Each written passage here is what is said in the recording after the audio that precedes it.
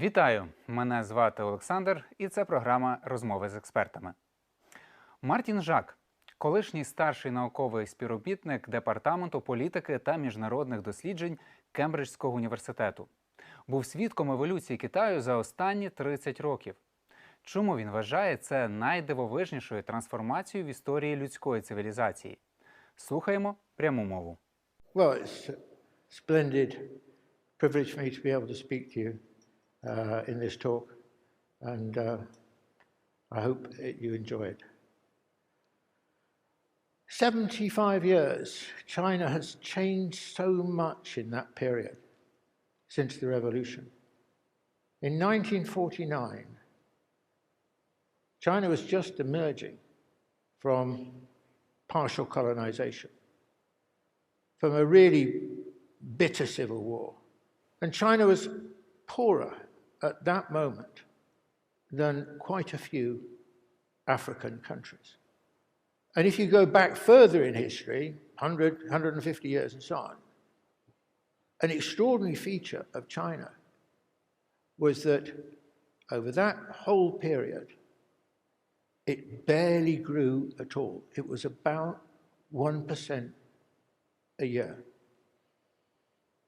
So we come to China's extraordinary transformation. Today, by at least one measure, that is gross domestic product by primary purchasing power, China's economy is the largest in the world. It possesses probably more industrial sectors than any other economy. Its living standards, well, I mean, there's been such an extraordinary change in the situation. And China is a significant leader in various technologies already. This is remarkable. China has changed at the speed of light. It's the most remarkable economic transformation in human history. And it has taken just 40 years. Now, what is 40 years? 40 years is half the average lifetime of a person. Just half. You know, I remember my introduction to China. The first time I went to China was in 1993. It was just a sort of tour. It was a tour up from Hong Kong. And I was on this bus. We were bumping along. Part of the road was made up. Part of it was dirt track and so on. The road itself was, you know, there were so many different forms of transport from the last 100 to 150 years on that road. You know, the latest flashy Mercedes-Benz with darkened windows, but most of them were just very primitive forms of transport. And as far as the eye could see, the land had been cleared for development.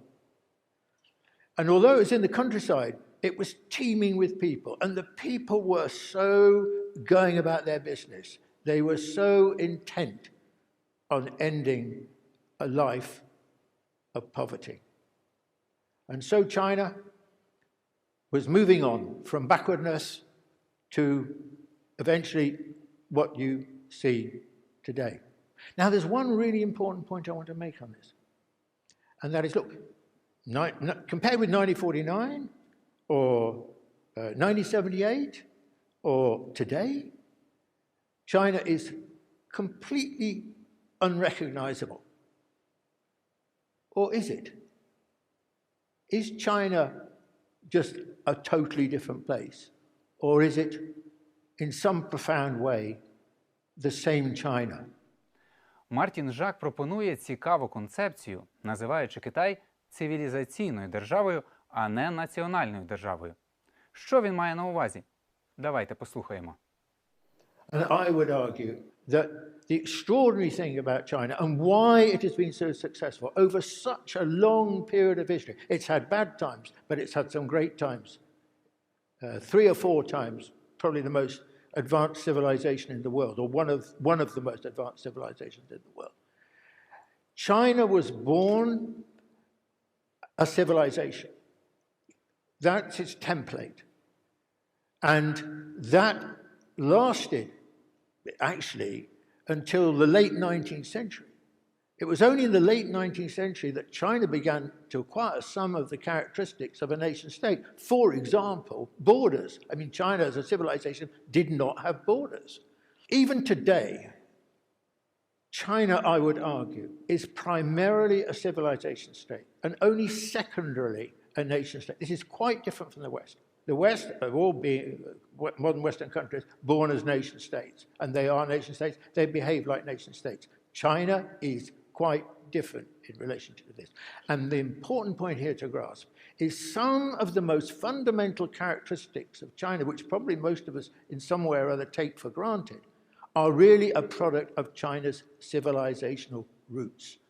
For example, the relationship between state and society, the role of the family, the pivotal importance of education, and many other things are the notion of the individual. The notion of the individual is very different from the Western way of thinking about an individual. All of these things are actually the template of China, which is a civilizational template, which has lasted all through these various different eras of China's history. На думку Мартіна Жака, Китай зараз перебуває у дуже важливій історичній точці. Він на порозі досягнення модернізації своєї країни. Це той момент, коли країна досягає рівня розвитку країн Заходу. Далі послухайте точку зору Мартіна Жака щодо китайської модернізації і того, яким буде майбутній Китай. Now, we are at a major historical point.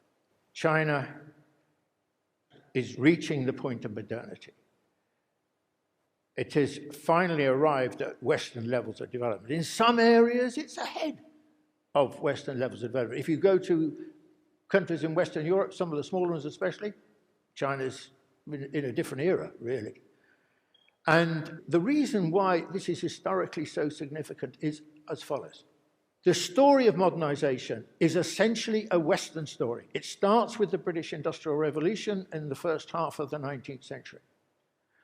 By as late as 1945, modernization and modernity were an exclusively Western story apart from Japan. Every country was Western. And what's more, the West and Japan used modernization against the rest of the world, essentially. They colonized it, including China. And in colonizing it, they deliberately held back its development. They prevented modernization. So essentially, those societies were caught in a situation of paralysis and stasis. That was a fundamental characteristic of Western modernization. And Chinese modernization? Well, it is extraordinarily different from the Western mentality. Chinese modernization sees its role, sees its place in the world alongside other developing countries to give the opportunity for developing countries to begin the process or advance along the process of modernization. So essentially, Chinese modernization you can think of as a public good for the developing world. And remember, the developing world, including China, accounts for something like 80–85% of the world's population. The West, always remember this, the West is a splinter of humanity. It is about 12% of humanity. So the question then, I think, is, well, what is Chinese modernization more generally going to be like? And I think this is a really interesting question. China's clearly now launched on a major debate on this question. Okay, I've made one absolutely crucial point. It's going to have a different relationship with the world, the developing world above all. But what is it going to mean in terms of what it's like? And I think this is a great question, a fascinating question. Is it going to be like Western modernization, or is it going to be something different? And clearly now, China is exploring the possibility of being very different, asking a different question It's not narrowly for material gain, not narrowly for profit, but on the contrary, it's thinking of it should be people-centric. It should be in people's interest. It should allow people to take command of their lives and take command of society in a different kind of way. Now, you know, you can see China, therefore, is embarking now on a different kind of growth. The period of high-speed growth is being replaced by high-quality growth. Green growth, carbon-free growth, these integrating the real economy with the digital economy, these are now the key targets. So China's going to look so different.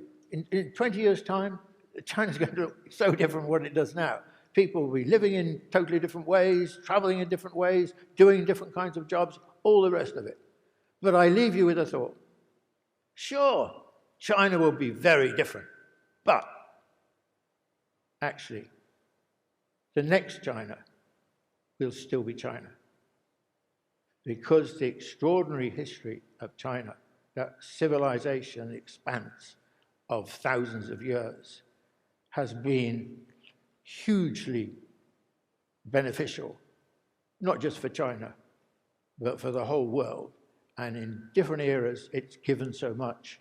And in this era, it's giving, and in the future, it will give even more. Thank you very much. А що ви думаєте?